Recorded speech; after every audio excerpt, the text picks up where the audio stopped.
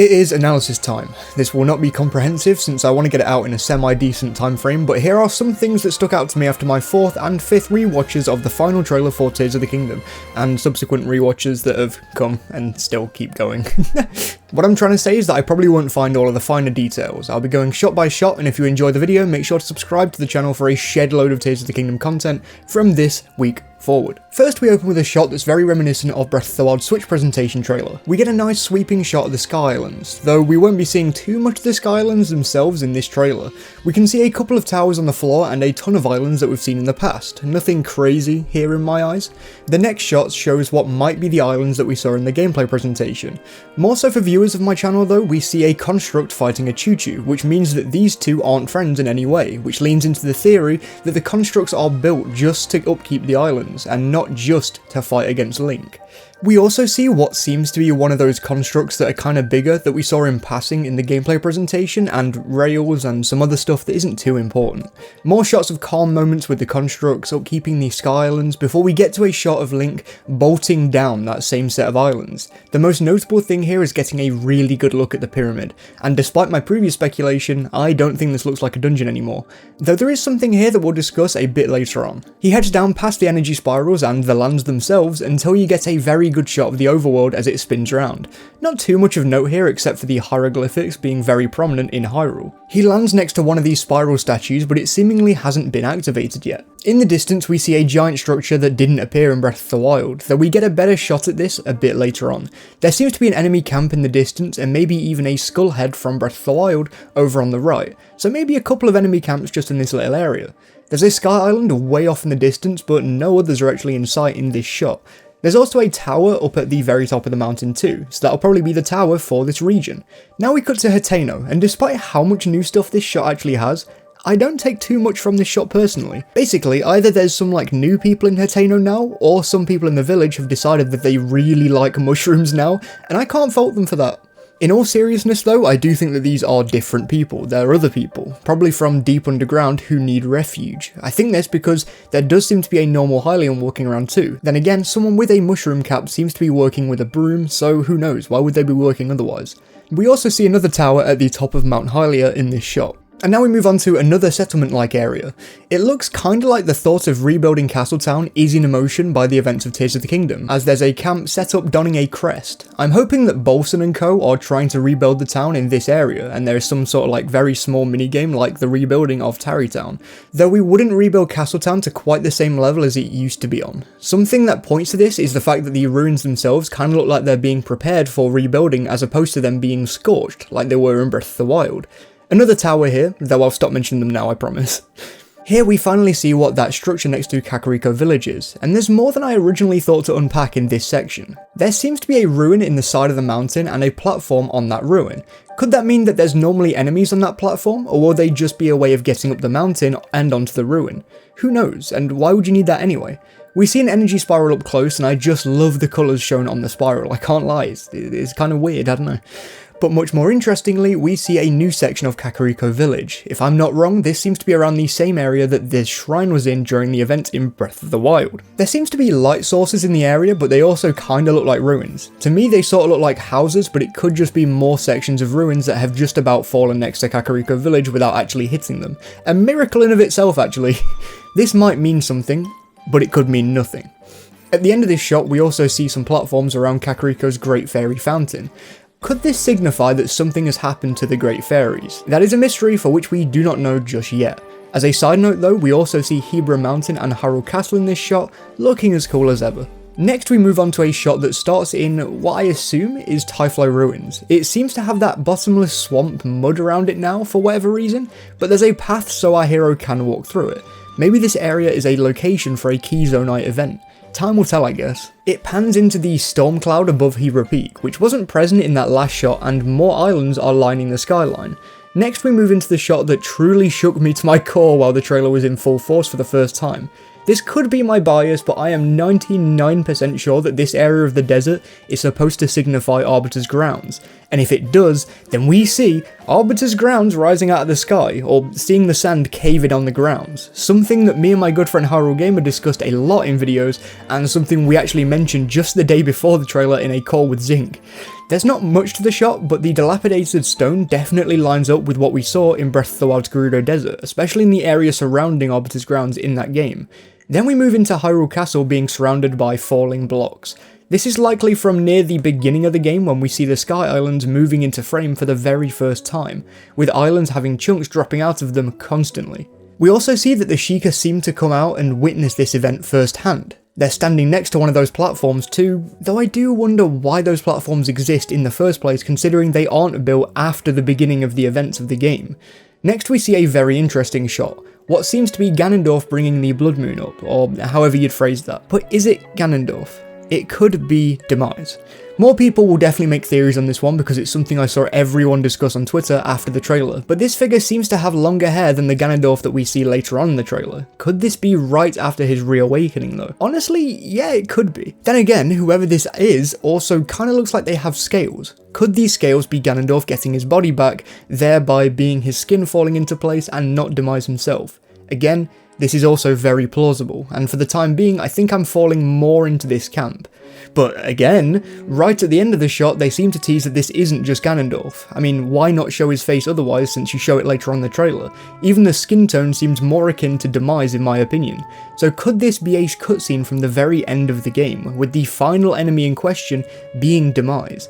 I guess we'll see, but both possibilities are definitely plausible. Now we see Zelda fall into the pit like we've seen in countless other trailers now, though this time we see why this might have happened. With Link's arm injured, he can't quite make it. We see Zelda fall, and she seems to glow gold, almost like her Triforce related powers are about to kick in, though that is a lot of speculation. But another plausible theory here is that Zelda already has a tear in her hands. We see over the course of the trailer that these tears that some people seem to have seem to glow. Zelda could have one in her hand right here. Then we cut into a shot of the Gerudo Desert again, with sand seemingly caving in on different areas in the map. Could this be before Arbiter's grounds is unveiled, with Link on his way to the area? These seem to be sinkholes, so could they lead to an underground location or just death? I personally think that these could lead to other locations, with just how many of these holes there actually are in this shot. Next we move into what I can only assume is a shot taken inside of Death Mountain. A giant underground chasm with structures lining the walls and rails or bridges that we can see connect up to other locations in the map. Could this be our first look at the outside of a dungeon in this game? I honestly think so.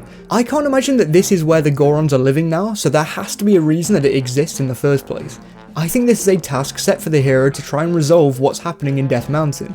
We see that this is the only location so far in the entire map that we've seen lava in, so we'll probably resolve the very odd shortage of lava left in the mountain right in this very location.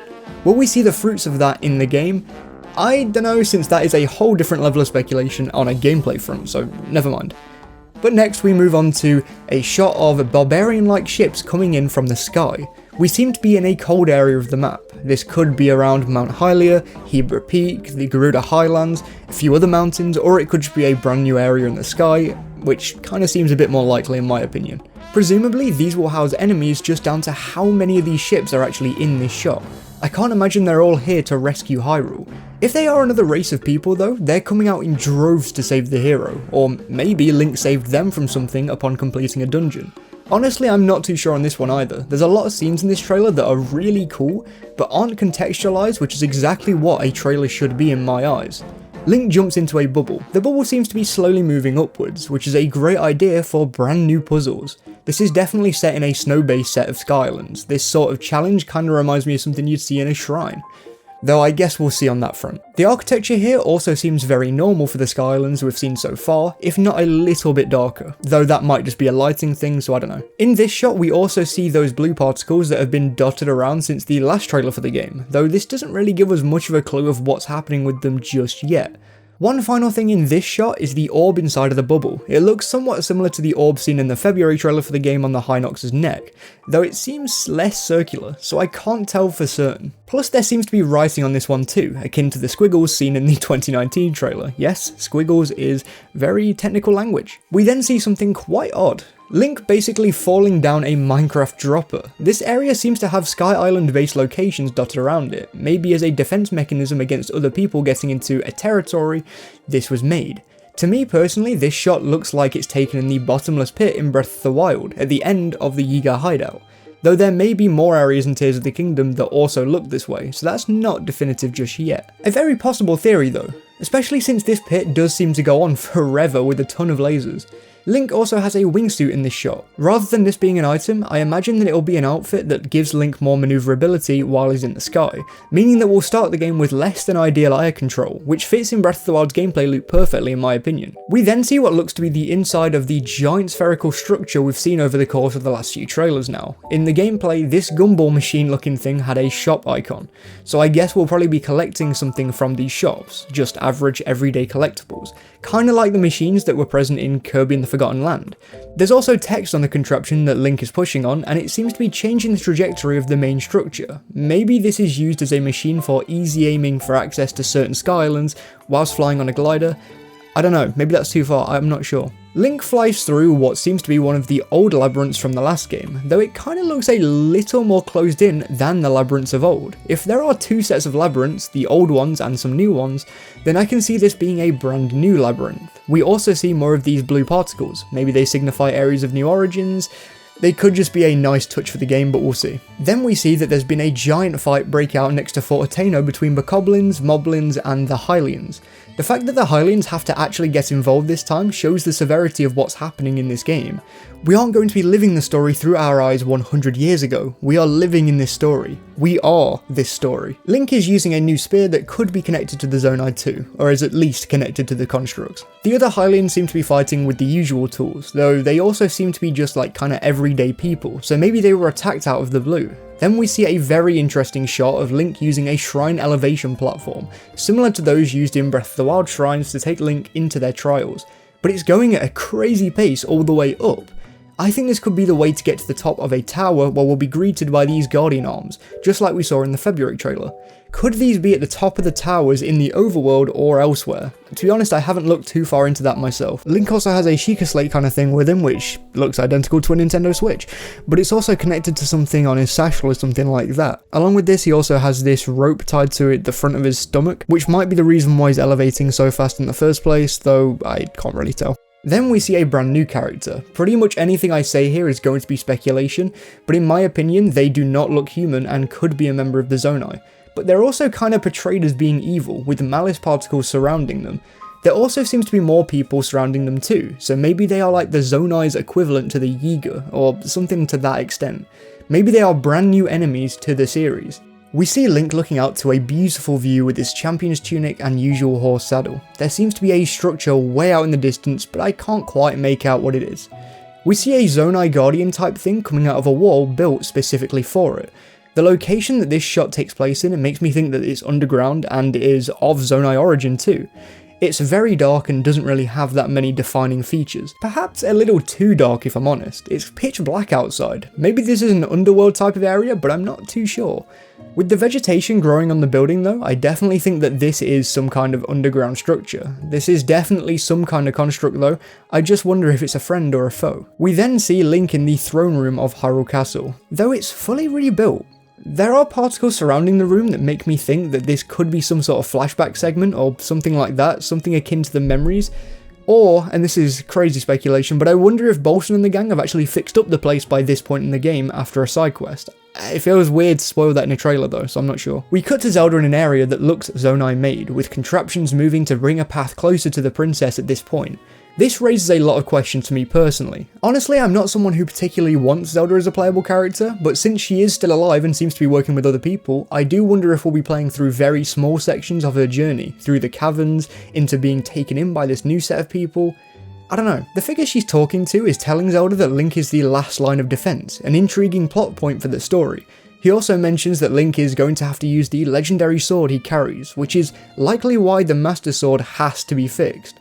As much as this game is definitely going to be open, the story kinda feels like it has that linear effect, and so far, I'm extremely hopeful for the story itself, especially after this trailer. The Master Sword seems to be fixed by this part of the game if the shot of Link picking it up is anything to go by, though it might be visualising Link picking up the sword for the very first time again way back too. It could be anything, honestly. Now we get a pretty decent look at who Zelda is actually talking to. Now the robe that this person is wearing reminds me of Xant's from Twilight Princess. It even kinda looks like the tassels from the same robe as Xant's as well. though I might just be a very hopeful Zant fan with barely any evidence. Either way, this person seems to be from the Zonai tribe, which is crazy to say in of itself, considering how much of a pie-in-the-sky theory the Zonai was a while back. The person rests their hand on Zelda's shoulder, and we get a very good look at the hand. It seems to be almost the same as the hand that Link's taken on in his own body, meaning that this person will likely be our companion in the game, or at least could be. Whether they're talking to us in our head over the course of the game is yet to be seen, but I think that would be a very cool way to talk to a companion like this, especially since they have ties to both Link and Zelda over the course of the story. They also seem to have one of those tears on their hand too. It actually has a similar glow to whatever we saw in the delay update video for the game a year back now, telling me that these are our tears. We see yet another sweeping shot of Hyrule with few new revelations, but again, the game does look pretty. Link parries an enemy with a sword shield. I don't know why you'd need a sword shield combo, but I guess it's pretty cool. We see a construct using a shield too, which is nice to see for some more enemy variety. Link flies over the spherical object, and while I still have absolutely zero clue what it actually does, it seems to follow Link's moves so that he can at least easily jump into it and use it for whatever it's actually used for. We also see these lines that fly up into the sky. Still no clue what these are used for either, personally. The water here also seems really brown, kind of like the bottomless pit again, but I'm also not sure on this. It's a lot of stuff that I'm not sure on. It might just be how the water looks this high up, since most of the water seems to have that same kind of brown sheen to it. If everything around the area is actually just brown though, then it could open up a lot of bottomless swamp type puzzles. Now we see a Goron fighting the Hero of Wilds. An odd sight, but I think I can make a safe guess at what this is actually for. It's either a side quest of sorts, or it'll be a trial for the hero to see whether or not he should actually be allowed to enter Death Mountain in the first place, similarly to how the Hero of Twilight had to sumo wrestle a Goron in Twilight Princess to gain access to the Goron mines. This is backed up by the fact that two other smaller Gorons seem to just kind of be watching the fight take place with very little thought. We see the hero and what I can only assume is Teba's child, or Teba's child, use a trampoline to fly up into the sky. On the way up there's some more of those flying ships and other floating structures. There's also an energy spiral swirling just behind them. In this game, it seems like there are going to be companions. We see more of these characters later on in this trailer, so we'll talk about that a little bit more back then. We then see Link do what might be a side quest with the hero escorting Hylians to another location. Maybe this is only a side quest and then they reward you with like rupees, or they could reward you by being more plentiful to your team, a subject that I'll touch back on a little bit later. We see Link use recoil to fling a rock back at an Octorok, as we've seen him use it in other trailers. But at the end of the shot there also seems to be the opening to a mine, and since this is the Elden region, this is even more exciting to me. It could open the door to really cool mines that should have been in Breath of the Wild. Next we see Link on an island. The island looks to be eventide, and Link uses a rocket item to fly up into the sky. This is likely to be a limited item as opposed to like an actual item, but it opens the door for some really cool puzzle mechanics. There's also some new symbols on these boxes. I don't think I've seen these symbols before, so I don't really have that much speculation on them without much thought, so I don't know. We then see what might be the top of one of these sets of sky islands that feel like they were made as a shrine. Link is jumping one by one onto these platforms to get to the top. There seems to be a waterfall at the top that Link can probably use to get even further up into the sky, but I'm not so sure. There's also a liquid that seems to be oozing down below. Could these be the same lines that we see in past trailers? Instead of waterfalls, they're these weird looking liquid substances. I think they look a bit too straight for that to be the case, but we also don't have a real proper look yet. We see Link fighting a construct in a giant chasm in Death Mountain in minecarts. Oddly, both minecarts have fans attached to them, and I can't imagine Link would want to be in this like high-speed chase against a construct, so I'm not entirely sure of the whole premise and whether constructs can maybe even use Ultra Hand to an extent. Apart from this definitely taking place in a giant chasm, there's not like too much more to talk about here in my opinion, though there is like a lot of cool stuff, and I'm also a cave boy. Oh, now we see a scene from Attack on Titan. Wait, it's not from Attack on Titan. We see Link attacking a stone talus and its crew. The structure Link is on seems to have something in its hand that's glowing. Maybe it's a special type of weapon, considering the arm also seems to be shaking, so it can actually be used by non-humanoid creatures. Link is seen shooting an arrow at some enemies whilst on his horse. Unless I'm wrong, I don't really think we've seen this horse's saddle in Breath of the Wild, so that's a nice little detail. It's also worth noting that a ruby is being used to set the arrow alight, which is exactly what I wanted from the new crafting system. Though I am kinda sad that we didn't see the meat arrow. Link is also using a new set of armor that has the same kind of horns seen in the previous shot with the creature with horns. He's then seen shooting an arrow at a contraption in an enemy camp. It looks as if the player has created this bit of tech, but it's cool to see that lasers are going to be utilised for the player too. That opens up the doorway for a lot of creative weaponry to be created. It also seems as if bokoblins can actually pick up certain objects. As an example, this bokoblin has a bunch of red choo-choo jelly on their back. Does this mean that they can also fuse stuff together in some way? Honestly, I'm not sure, but it's weird to even see them collect stuff in a backpack. Now we see a giant monster coming out of a wormhole. Personally speaking, I think this is the same Leviathan as we saw dead and decrepit in the Hebra region, the Hebra Great Skeleton itself. It looks to actually even be coming out of the same holes that the dragons from Breath of the Wild disappear into whenever they have to disappear in the morning.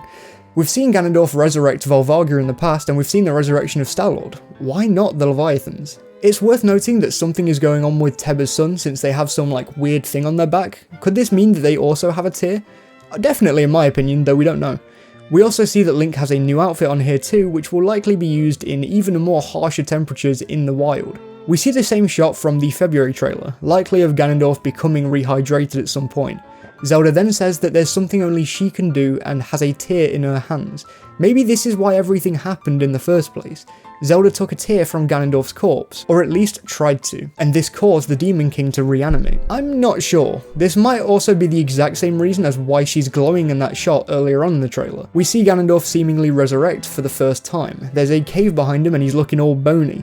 So this is likely when we're going to see him in the game for the very first time, and it's going to be such an epic cutscene. Maybe he's using this malice to reform him, or it really is shot into the sky as it is in this section of the trailer. We then see enemies of a few different types on the map, most notably being the Lynels as they make a triumphant return, something that I am very much looking forward to. I can't wait to get wrecked by Lynels all over again. Then we see Link's arm overrun with malice, which leads to him missing Zelda. We then see what is presumably Ganondorf resurrected and rehydrated for the first time in the entire game.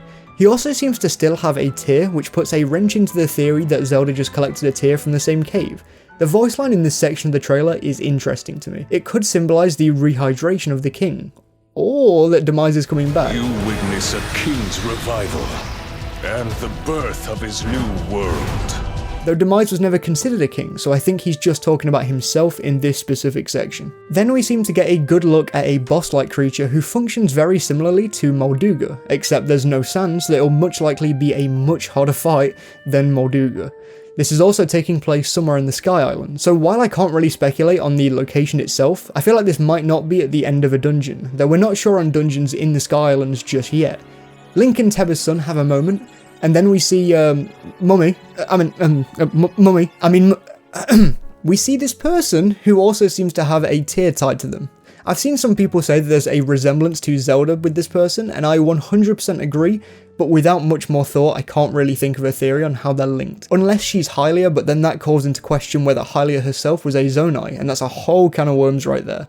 She seems to be using a power using this tear though, so it seems like tears are going to be the things that give us our power in game, which is exactly as we thought it might be on this channel at least. I don't know whether this shot and the last are connected, but there seems to be a beam of light hurled at a herd of Moldugas now, so it's nice to see that Molduga herds are definitely a thing, if nothing else. The next few shots all signify that companion idea that I brought up earlier, first with Riju using an attack, though this will probably only be in a cutscene. Then Link having a ton of friends and a brand new sword. So do you build up your own little army through side quests and the like over the course of the game? Personally, I think that could be the case, since there's no other easy way to incorporate a system like that into this kind of game, especially since they have to die or faint somehow, otherwise the game could be considered insanely easy. We then see the boy Sidon fighting with Link in a water-based set of Sky Islands. This set of Sky Islands kinda reminds me of a dungeon in a way, but I don't really have any clean-cut evidence for this. It's just the look of the thing itself. It'll likely be found somewhere above the Lanayru region, and it's great to see Sidon using his spear. The friends all dash together, which is just great. Seeing the new champions actually get to be the champions has always been one of my biggest hopes for the game. It also seems that Sidon is actually wearing the Zora crown. Does that mean that something has happened to the king of the Zora from Breath of the Wild? Well, I can imagine that their hierarchy would probably be Ganondorf's first target, so yes, he was probably killed. But we don't know that yet, so I guess we'll see. And finally, Link tees up against Gleeok with what looks to be a knight's bow, though you don't really get the best view of it. Gleeok looks like he has those same malice-infested eyes that Ganondorf does upon being reawakened. Could this mean that Ganondorf has resurrected the ancient dragon for his evil doings? Probably. It feels right that Ganondorf would use malice to bring all of these enemies back to life to attack the hero. We see Zelda hold the Master Sword, which is an odd thought, but maybe it's after we get to talk to her in game at some point. I'm not too sure, and I don't really have much speculation here either. And finally, we see Zelda on what looks to be a platform that's kinda similar to the platform seen near the start, right here as she tells Link to find her. I'm not entirely sure what that signifies after hearing of this epic battle that's going to go down, but I guess we'll see when the game releases in a little under a month. And that, my friends, was my analysis video of the final trailer for Tears of the Kingdom. This is by far my favourite trailer for a video game, like, ever. This is also the first time I've ever tried to do an analysis in any capacity, and I feel like I did a fairly good job. Though let me know all of the stuff I missed, because there probably was still a ton of stuff that I missed, considering just how much this trailer actually showed us. Please subscribe for more weekly content in the lead up to Tears of the Kingdom's release, and you'll join the 22% of people who are watching that are subscribed. Plus, like the video if you enjoyed it, it helps me a ton. Thank you to all of my amazing Patreon supporters and members, with an extra special thank you to Sumji and Jared Whedon as usual. Thank you all for watching, and I'll see you on Sunday, probably. Please do, stay safe.